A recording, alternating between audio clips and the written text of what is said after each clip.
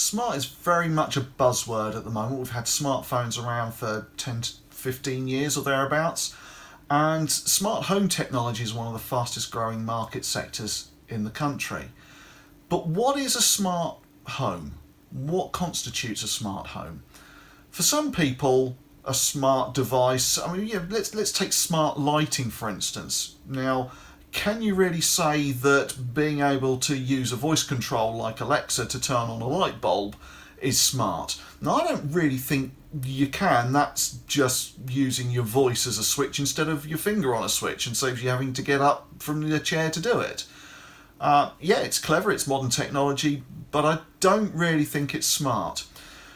You have smart thermostats like Nest and Hive. Now they're starting to get a bit more clever in my view, because with those, certainly with Nest, that measures how long it takes your house to warm up and then uses that information to know or to suggest when to turn the boiler on in the mornings in the winter, so that your home is at the temperature you want it to be at the time that you say it want it to be at that temperature. So yeah, that to me is a lot more smart. It's not just using your phone to turn on your thermostat and your boiler, it's actually making that decision for itself. And that's where I think smart really comes into play. With a smart home system that's really smart, you'll find that lots of different kind of home services all interact with each other and control each other. So if one thing happens, something else is then triggered automatically. So for instance, say obviously your system tracks where your phone is, so when it knows that you've all left home, it remembers to turn the alarm on, and it turns down the thermostat by 3 degrees to save energy, and it makes sure all your lights are off, and it makes sure the doors are locked. That to me is smart. So a smart home system encompasses security with locks and alarms and cameras and video doorbells, and it also includes lighting, and it includes your heating.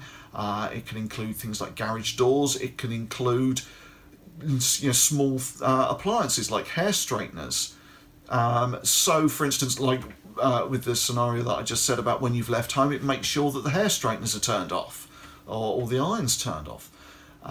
It can measure when you're coming back home, so that it will then start to turn the thermostat up for you, and when it knows that you've actually got home, then it will disarm the alarm and unlock the door for you.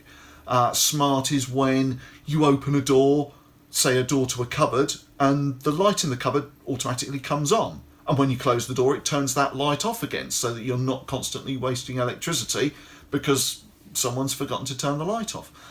That's smart to me.